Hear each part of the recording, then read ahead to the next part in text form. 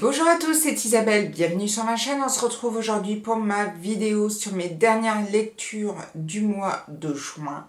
Je sais, j'ai toujours pas fait la vidéo audible, mais entre le brevet de ma fille, le boulot, les week-ends où je cours ici ou là, j'ai rien vu passer. Mais promis, c'est la prochaine vidéo qui arrivera sur la chaîne. Aujourd'hui, je suis donc là pour vous parler des derniers livres que j'ai lus. J'en ai quand même lu 5 au mois de juin.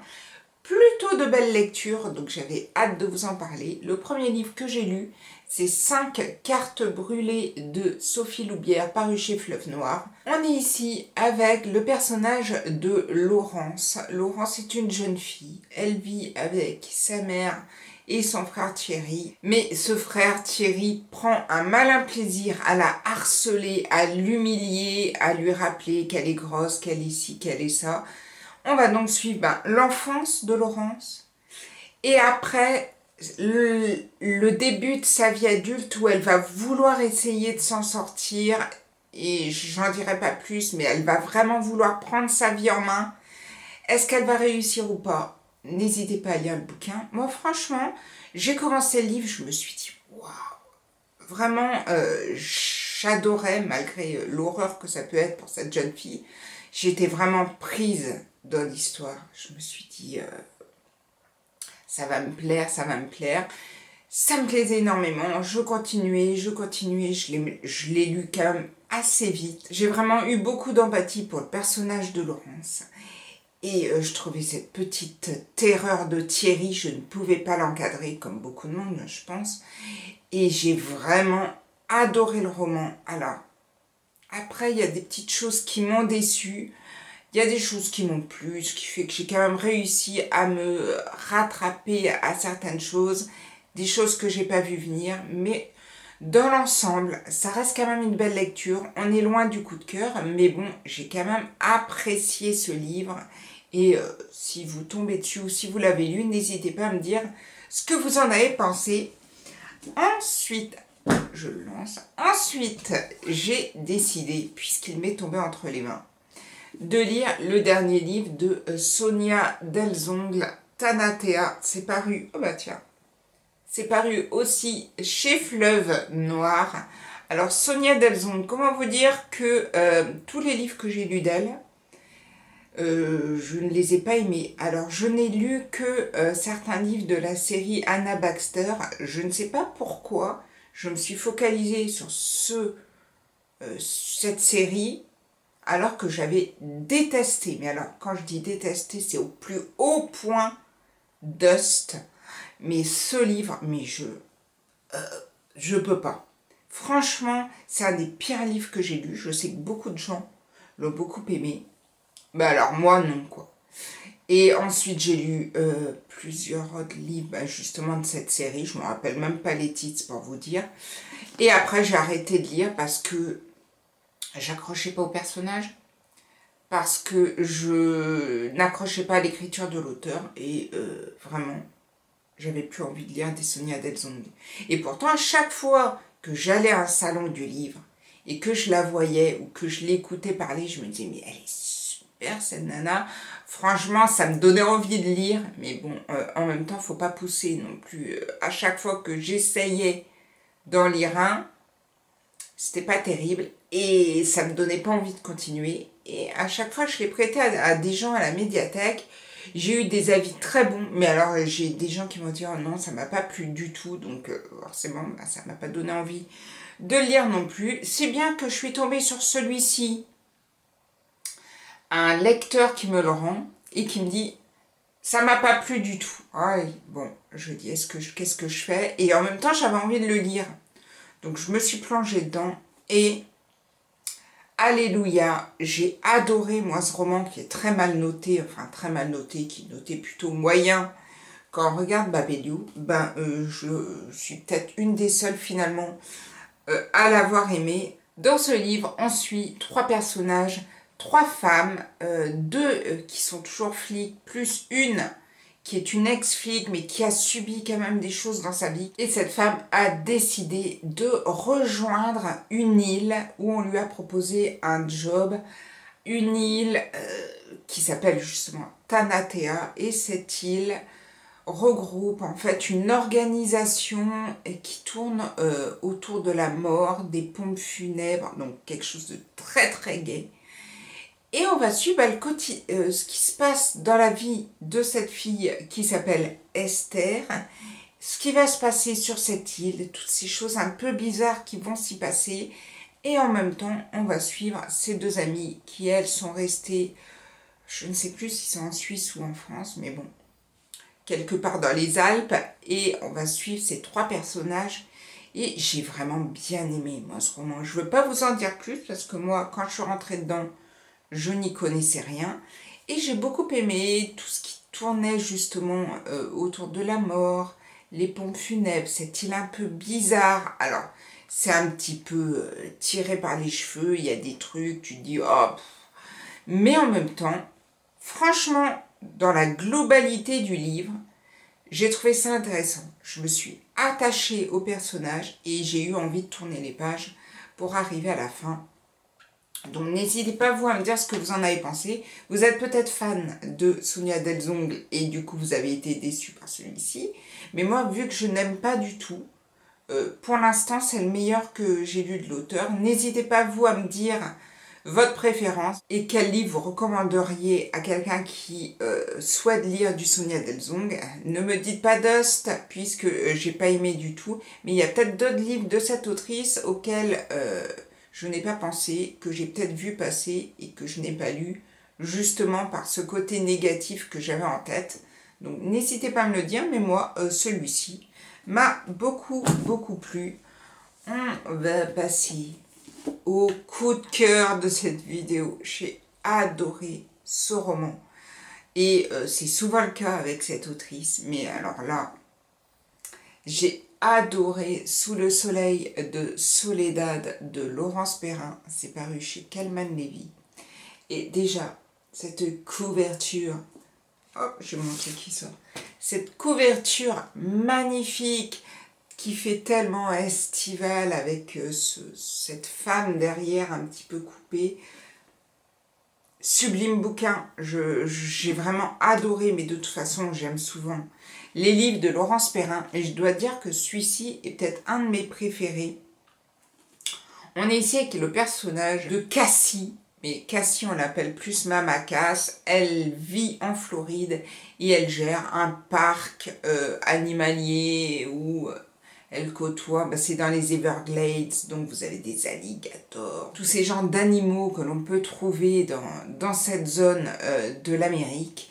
Et Cassie, Mama Cass, parce qu'on l'appelle Mama Cass, que ça renvoie au personnage, enfin à la chanteuse des Mamas and Papas, qui est un petit peu enrobée, donc comme Cassie, et qui s'appelait aussi Cassie Elliott, comme Cassie dans le personnage, et donc tout le monde l'appelle Mama Cass, et elle vit donc dans les Everglades, avec Oleg, qui est un ami à elle, qui est très sympa, vraiment un personnage que j'ai beaucoup aimé, et avec Soledad, qui est sa femme de ménage, et qu'elle a gardée suite au décès de ses parents. Ses parents lui ont dit « garde Soledad en tant que femme de ménage », donc elle a perpétué comme ça le travail de Soledad, sauf qu'un jour, elle rentre et elle trouve Soledad morte. Et elle se rend compte qu'elle ne connaît rien de la vie de Soledad, et elle va tomber sur un papier qui lui demande de la ramener chez elle, et on part donc comme ça dans un voyage au Mexique, qui était vraiment Soledad, et comment retrouver sa famille, comment essayer de faire qu'elle retrouve les siens. J'ai adoré, adoré. Si vraiment vous voulez un roman pour l'été, facile à lire, touchant, bim, voilà, dévaliser le stock, mais superbe roman, vraiment sublime. Ça sera peut-être même ma lecture de cet été, ou tout du moins une de mes lectures préférées. Pour le challenge Paye ton slip, puisque j'ai oublié de vous le dire qu'on est au mois de juin et on est dans le challenge, j'ai ensuite continué, je vais essayer de ne pas tout faire tomber, mais c'est déjà le cas. J'ai ensuite lu La jurée de Claire Géano. C'est paru chez HarperCollins. Et j'avais beaucoup envie de lire ce livre-là. Parce que s'il y a bien quelque chose qui m'a toujours tenté, c'est de recevoir une lettre pour être juré dans un procès. C'est vraiment quelque chose qui m'aurait plu énormément. Maintenant, je ne sais pas comment je me serais sentie à la place d'un juré. Et ce livre m'a un peu fait penser à Femmes en colère de Mathieu Ménégo. J'avais adoré ce roman qui se passe aussi dans un tribunal avec des jurés qui doivent délibérer sur la culpabilité d'une femme ou non. Ici, ben, c'est le personnage d'Anna. Anna, elle a vécu quelque chose de spécifique durant son enfance, une disparition d'une de ses cousines. Et on va suivre donc Anna qui devient jurée à un procès d'assises où un couple est soupçonné d'avoir tué la grande-tante de l'homme, qui fait partie du couple, j'espère que vous suivez. Et on va suivre aussi le passé d'Anna, la disparition de cette cousine. Qu'est-ce qui s'est vraiment passé pour cette jeune fille, comment a-t-elle disparu, tout ça. On va suivre un peu cette histoire-là avec des retours dans le passé, avec des articles de journaux. Et j'ai bien aimé ce livre-là. Alors, il n'est pas à la hauteur du Mathieu Ménégo, parce que personne n'arrivera à la hauteur de ce livre que j'avais adoré. Si vous ne l'avez pas lu, Femmes en colère de Mathieu Ménégo, c'est une bombe. Et celui-ci est très bien. Peut-être qu'il manquait quelque chose pour m'attacher encore plus, mais ça reste une très bonne lecture. C'est pas le coup de cœur, mais ça reste une très bonne lecture. Je pense que j'ai dû lui mettre 17 ou 18 sur Livre Addict. Moi, quand c'est un coup de cœur, je mets 20. Je mets 19, 20. Donc, celui-ci, par exemple, je pense que Laurence Perrin, j'ai dû mettre 20. Et celui-ci, ouais, je l'aurais mis 17, 18. C'est une belle lecture. J'ai beaucoup aimé suivre le personnage d'Anna. Alors après, il y a des petites choses qui se passent, donc voilà, qui m'ont pas vraiment plus que ça, et où j'ai un peu décroché, mais je suis revenue dedans après. Moi, c'était vraiment le procès qui me plaisait, et pas tous les petits à côté. Mais ça reste une très bonne lecture, et si vous voulez le lire, franchement, n'hésitez pas. Très chouette et ça se lit très très vite. Et on arrive au dernier livre que j'ai lu, qui est tout petit, c'est Accès direct à la place. Vous voyez, j'ai vraiment un problème avec mon nez. J'espère que je parle pas trop d'ailleurs du nez.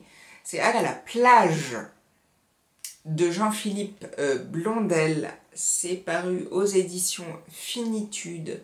J'adore Jean-Philippe Blondel. Enfin, j'adore. J'ai dû lire 3 livres de lui. Et les 3 livres que j'avais lus, j'avais beaucoup aimé. Du coup, arrivant fin de mois de juin, vu qu'il est très court, je me suis dit ça me permettra de lire 5 livres ce mois-ci. Et j'ai donc lu celui-ci. Très très vite.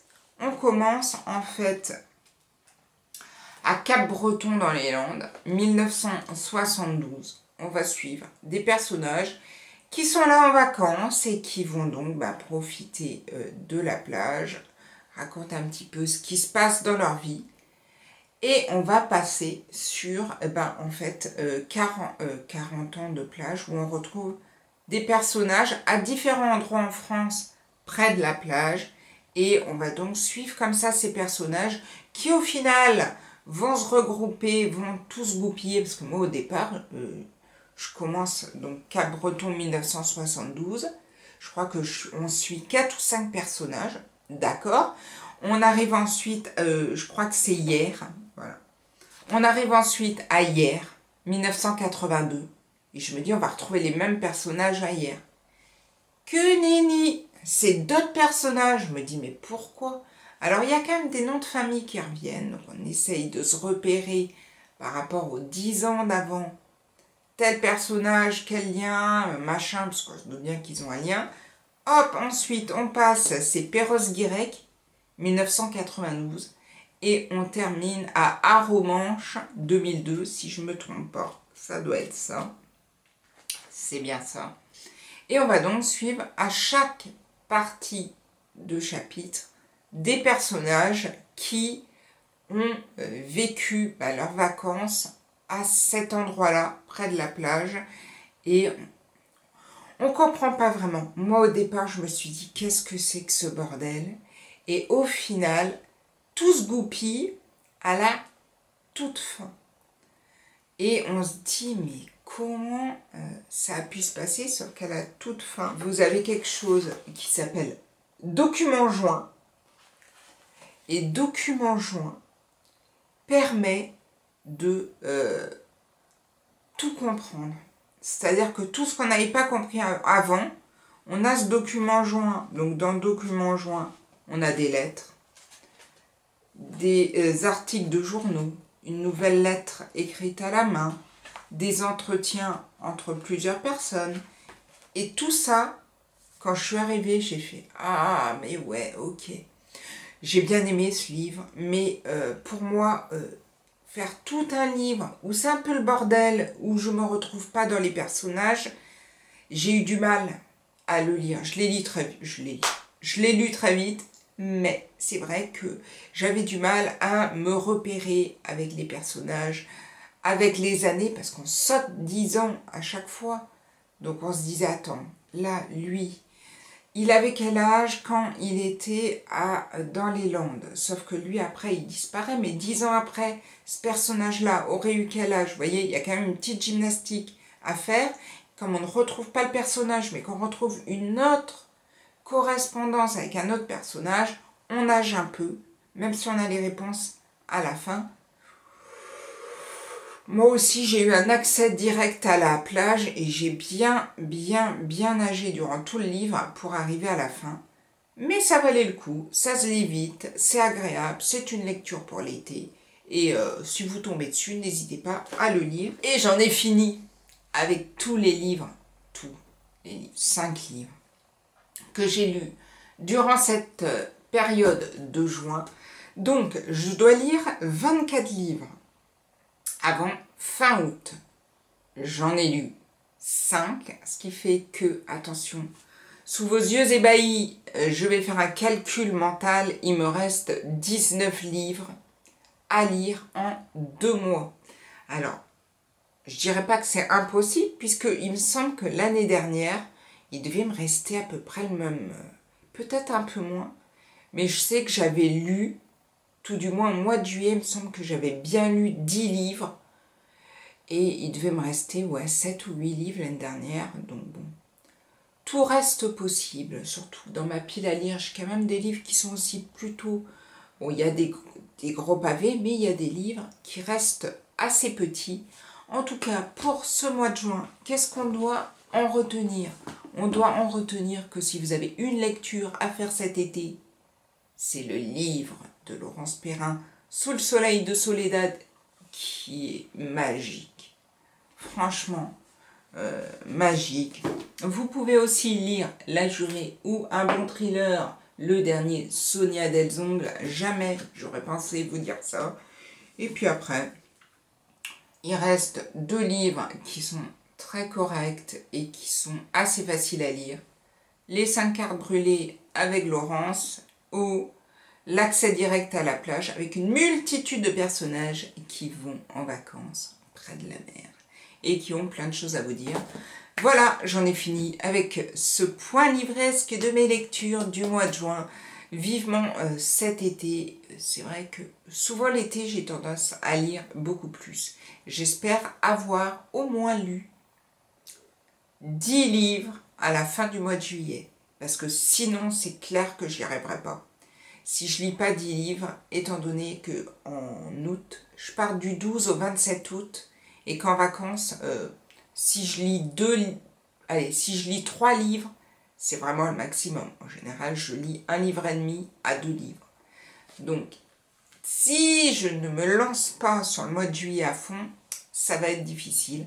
En tout cas, je vous souhaite plein de bonnes choses, plein de bonnes lectures, et je vous donne rendez-vous fin juillet pour le point livresque de mes lectures du mois de juillet. Je dirais même plutôt début août. Je vous souhaite à tous de très bonnes lectures et je vous dis à bientôt pour une prochaine vidéo. Prenez soin de vous. Ciao, ciao!